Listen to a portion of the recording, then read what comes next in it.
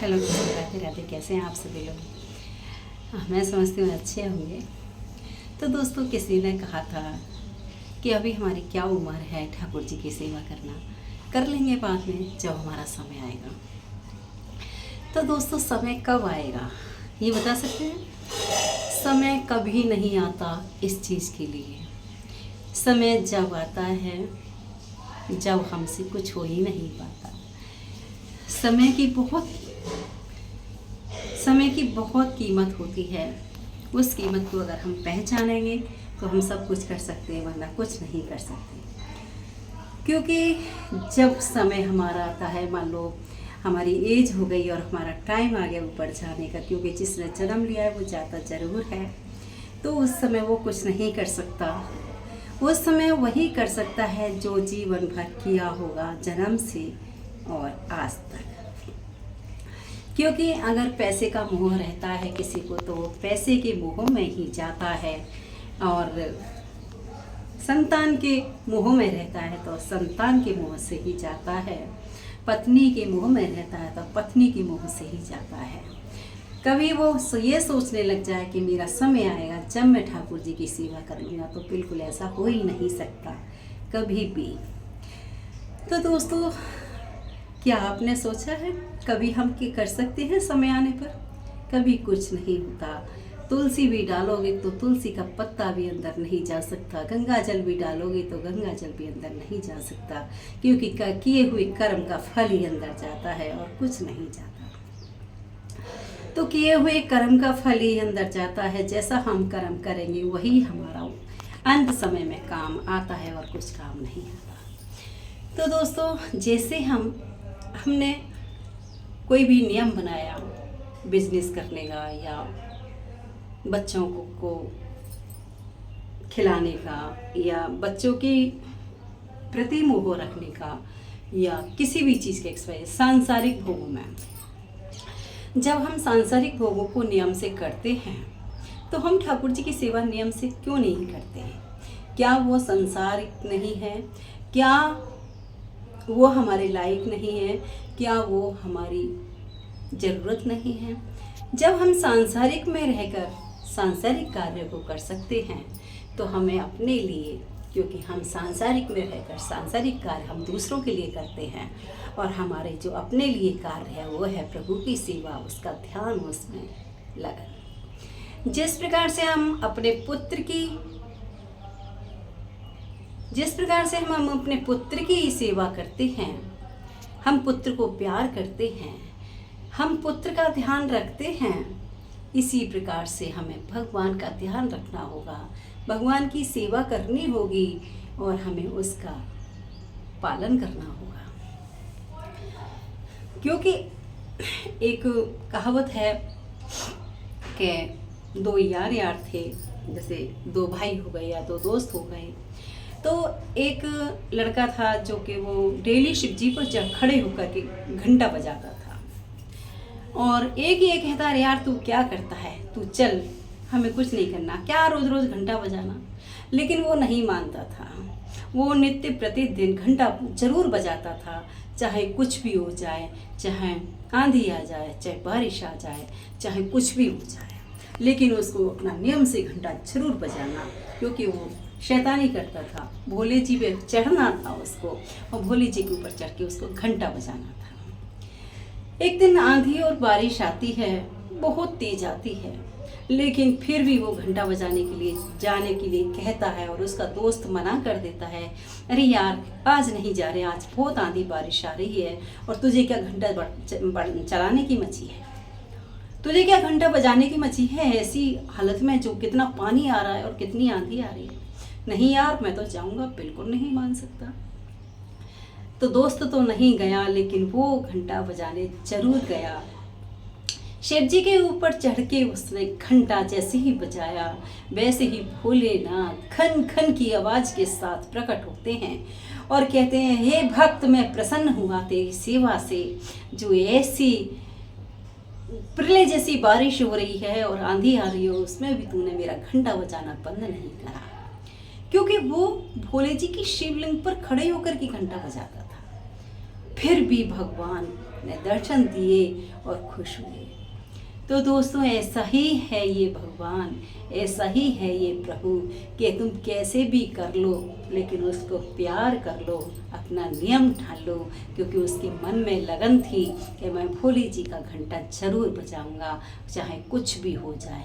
उसने कुछ भी नहीं देखा, अपना मरना जीना नहीं देखा, उसने आंधी बारिश नहीं देखी, लेकिन उसने अपना घंटा जरूर बजाया, चाहे उसे शिव जी के ऊपर ही चढ़ के क्यों नहीं बजाता। लेकिन फिर भी शिव जी ने उसको दर्शन दिए। जब आया दर्शन ले गए, प्रभु मैं तो आपके ऊपर चढ़ के रोजाना घंटा बजाता था, फिर भी आपने मुझे दर्शन दिए कि हे भक्त, तू इतना नियम का पक्का रहा, चाहे तू मेरे ऊपर खड़े होके बजा रहा था, लेकिन मैं तो तुझे देख रहा था कि आज तू आंधी बारिश में भी आता है क्या, लेकिन तूने मेरा ध्यान नहीं छोड़ा, तूने हमेशा मुझे प्यार किया, ध्यान रखा, चाहे तुझे मेरे ऊपर चढ़ना पड़ा, लेकिन प्यार भी तो तैने किया, ध्यान भी तो तैने रखा, जो मेरे ऊपर चढ़ के घंटा बजाया। ऐसी आंधी बारिश में भी आया और तूने अपना मरना जीना कुछ नहीं देखा। तो ऐसे भगवान हैं, जैसे हम अपने पुत्र की रक्षा करते हैं, उसकी सेवा करते हैं, उसका पालन पोषण करते हैं, उसका हम ध्यान रखते हैं, ऐसे ही हमें अपने भगवान का पालन पोषण करना होगा, उससे प्यार करना, उसका ध्यान रखना होगा। आप ये बताइए कि आप बच्चे को पालते हो, क्या भूखा सुला सकते हैं? नहीं। क्या उसको बिना नहलाए रहने देंगे? नहीं। क्या वो स्कूल जाता है और स्कूल में बारिश आ जाती है, क्या उसको वहीं खड़ा रहने देंगे? नहीं, क्योंकि उसको भी लेने जाएंगे, आप खुद सेवा करेंगे, उसकी खुद लेकर आएंगे। तो ऐसे ही हमारे भगवान हैं, क्यों ना आप ध्यान देते हैं उनको, क्यों उनकी लगन नहीं लगाते? तुम बुढ़ापे में कैसे कर सकते हो इस काम को? नहीं कर सकते। जैसे तुम अपने बच्चे की आराधना करते हैं, ऐसे ही अपने गोविंद की आराधना अपने लिए करो। बच्चे की आराधना तुम दूसरे के लिए कर रहे हो, वो अपने लिए नहीं कर रहे, और अपनी ठाकुर जी की आराधना अपने लिए करोगे, जो अंत समय में काम आएगा उसको कीजिए। बच्चे का पालन कर रहे हैं तो भी राधे राधे का रटन कीजिए, उसको स्कूल छोड़ने जा रहे हैं तो भी राधे राधे का रटन कीजिए, चाहे आप खाना खा रहे हैं तो भी राधे का रटन कीजिए, लेकिन राधे नाम को मत छोड़िए। सांसारिक कर्तव्य जरूर निभाइए, लेकिन प्रभु को मत छोड़िए, क्योंकि तुम दुनिया के लिए कर रहे हो, लेकिन अपने लिए भी तो कुछ कर लो, क्योंकि अपने लिए भी तो जीना है। ये मनुष्य जीवन अपने लिए मिला है, ना कि दूसरों के लिए, क्योंकि अपने लिए तो भगवान की भक्ति है और कुछ नहीं है। जिस समय तुम भगवान की भक्ति में लग जाओगे तो कुछ बुरा नहीं कर पाओगे किसी का भी, क्योंकि भगवान का तो आचरण ही ऐसा है, जो भगवान से प्यार करने लग जाता है वो इतना शील स्वभाव का हो जाता है कि ना तो वो किसी के साथ गलत करता है, ना गलत बोलता है, सिर्फ ठाकुर जी के ध्यान में मग्न रहता है। कौन क्या कह रहा है उसकी बातों में ध्यान ही नहीं देता, उसे तो बस प्रभु ही प्रभु दिखाई देता है और कुछ दिखाई नहीं देता। वो सांसारिक काम जरूर करता है, लेकिन नृत्य प्रतिदिन ध्यान उसका हमेशा ठाकुर जी के चरणों में रहता है। तो दोस्तों ऐसा हम क्यों नहीं करते? ये साक्षात है, बिल्कुल कहीं गलत नहीं है। जब आप भगवान को मन से पुकारोगे तो ठाकुर जी साक्षात आपके सामने आकर के खड़े हो जाएंगे। ऐसा हो ही नहीं सकता कि आ नहीं सकते। करके देखिए कुछ, राधे राधे का रटन करेंगे। कहते हैं कि हम अंत समय पे, अभी हमारी क्या उम्र है, हम अंत समय पे हम आएगा, हमारी बहुत उम्र पड़ी है, ठाकुर जी का नाम हम जब ले लेंगे। जैसे हम अपने बच्चे को सींच के बड़ा करते हैं, जब वो हमारे काम आता है, बच्चा पैदा करते हैं, पहले पेट में रखते हैं, फिर जन्म देते हैं, फिर उसको धीरे धीरे सींच के पढ़ाना लिखाना बड़ा करते हैं, फिर शादी विवाह करते, तब वो हमारे काम आता है, अगर आ जाए तो। ऐसे ही हमें जन्म से ही भगवान का नाम जपना है, राधे राधे का रटन करना है, धीरे धीरे धीरे धीरे। जिस प्रकार भगवान का नाम बड़ा होता चला जाएगा, वो एंड में तुम्हारे काम आ जाएगा, क्योंकि भगवान का राम जिह्वा से रटोगे। जिस दिन अंतरात्मा की रटने लग जाती हैं तो अंत समय पे आप जिह्वा नहीं खोल पाते, लेकिन अंतरात्मा जो होती हैं वो राधे राधे का रटन करती रहती हैं, तो वो हमारे साथ जाता है। क्योंकि जिह्वा का नाम तो निकलता ही नहीं, अंतरात्मा की जो शक्ति है वो हमारी राधे राधे का रटन करती है, उससे हम स्वर्ग लोक को जाते हैं, उससे हम वैकुंठ को जाते हैं, जिससे कि हमें दोबारा जन्म ही नहीं लेना पड़ता, इस सांसारिक में आना ही नहीं पड़ता। तो ऐसे हमारे भगवान हैं। क्यों हम, मैंने उदाहरण दिया कि जिस प्रकार हम बच्चे को सींच के बड़ा करते हैं, उसी प्रकार हम भगवान के नाम को भी सींच करके बड़ा करते हैं, इकट्ठा करते हैं। जब वो रट जाता है, याद हो जाता है, तब वो हमारे कंठ में आ करके राधे राधे राधे राधे राधे, सोते बैठते जागते बैठते वो अपने आप रट करता रहता है। यहाँ से नहीं होता, फिर यहाँ से होता है। जब हमारा यहाँ से रटन लग जाती है और जब रटने लग जाता है राधे राधे राधे राधे, तो किसी की कोई ज़रूरत नहीं पड़ती, अंत समय अपने आप ही वैकुंठ धाम को चला जाता है। वो तुम्हारे काम आया, ना तुम्हारे पुत्र काम आया, ना स्त्री काम आई, ना बच्चे पैदा काम आए, ना समाज काम आया, ना संसार काम आया। काम आया तो ना पैसा आपके काम आया, काम आया तो एक जो आपने सींच सींच के राधा राधा राधा राधा राधा राधा राधा राधा जो इकट्ठा किया था आपने, वो यहाँ तक आ गया भर के, वो याद आया और वो ही तुम्हारे काम आया। तो दोस्तों, ये तो कभी सोचना ही मत कि अभी हमारे गलत कार्य करने की उम्र है और अच्छा कार्य करने की उम्र तो बुढ़ापे में है। बुढ़ापे में कुछ नहीं कर पाता इंसान, बिल्कुल भी। जो करना है आज ही कर ले, कल करे सो आज कर, कल करे सो आज कर, आज करे सो अब, पल में परलय होएगी बहुरी करेगा कब। क्योंकि इस हमारे जीवन की कुछ नहीं पता, एक सेकंड में कब चला जाए। राधे राधे के रटन से ही हमारी उम्र भी पूरी रह सकती है और हमारी उम्र पूरी होकर के ही हमारे ठाकुर जी के चरणों में जा सकती है। क्योंकि ठाकुर जी के प्यारे तो सभी चाहते हैं कि हम ठाकुर जी से प्यार करें और ठाकुर जी के चरणों में जाएं। तो ठाकुर जी के लिए कुछ करना तो पड़ेगा दोस्तों, ऐसे नहीं हो सकता कि हम बिना करे चले जाएं।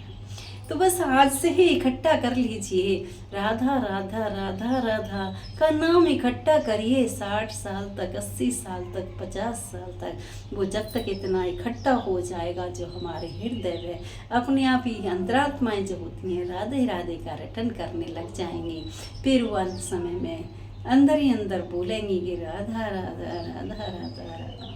मुंह बंद रहेगा आपकी, नाड़ी भी नहीं चलेगी, लेकिन अंदर राधा राधा, क्योंकि अंतरात्मा में बढ़ चुका है, समा चुका है, एक एक नस में समा चुका है राधा नाम, तन तन में समा चुका है।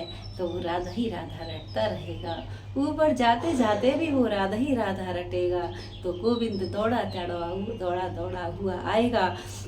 जैसे सुदामा जी के लिए दौड़े हुए आए, ऐसे ही तुम्हारे लिए दौड़े हुए आएंगे। इसीलिए आज से ही राधा राधा का रटन करिए और ठाकुर जी के साथ वैकुंठ में वास करिए। तो बस गोविंद, ये टॉपिक दिया था मुझे किसी ने कि हम अभी हमारी क्या उम्र है, अभी बहुत समय है, हम तब आगे राधे नाम का रटन कर लेंगे। तो जब उस टॉपिक पे मैंने आज ये ब्लॉग दिया है, क्योंकि जानना बहुत ज़रूरी है, क्योंकि आज की पीढ़ियों को नहीं है नॉलेज जो कि इस तरीके से करते हैं।